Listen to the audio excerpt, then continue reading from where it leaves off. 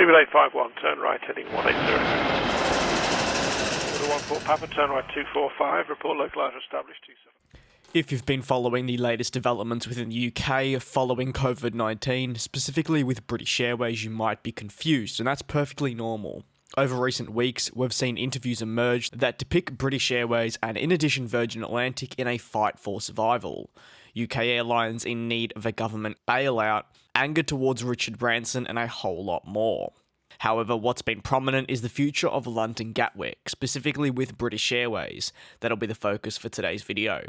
Back at the end of March, British Airways announced they would be suspending all their operations out of London Gatwick. At the same time, the airline also noted they'd be suspending all operations out of London City Airport as well. Moving a month later to the end of April, talk began surrounding British Airways' potential permanent exit from London's second major airport, behind Heathrow, following news that Virgin Atlantic would leave the airport completely, dealing a major blow to the UK industry and, of course, Gatwick.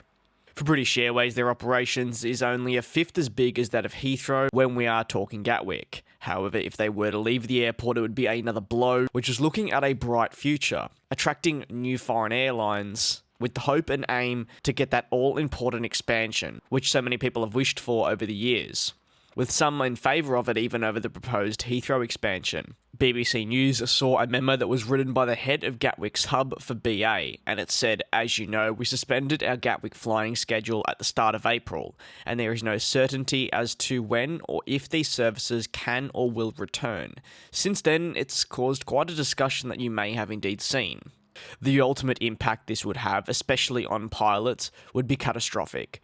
British Airways has already noted that roughly a quarter of its 4,300 pilot force within the airline will be losing their positions. Now that's over 1,000 pilots. The obvious permanent closure of Gatwick would make that higher, and pilots' unions were quick to voice their own thoughts on the rumoured closure. Most recently, though, Willie Walsh, the CEO of the International Airlines Group, has noted that he still sees a future at Gatwick, contradicting previous reports.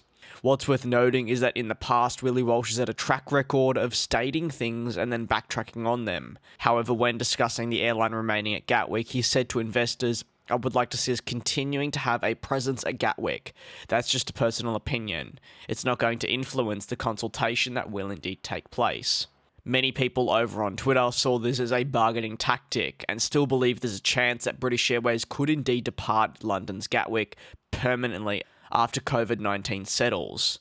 This all remains to be seen, but hopefully this has given you a little bit more clarity as the situation with British Airways and Gatwick continues to go up and down, with 1 minute the airline looking at exiting, the next minute Willie Walsh appearing and saying that they will be staying at the airport, but still that ultimate doubt being clouded around the future. If you have any thoughts, do not hesitate to let me know. As always, thanks very much for the support. I'll see you all next time.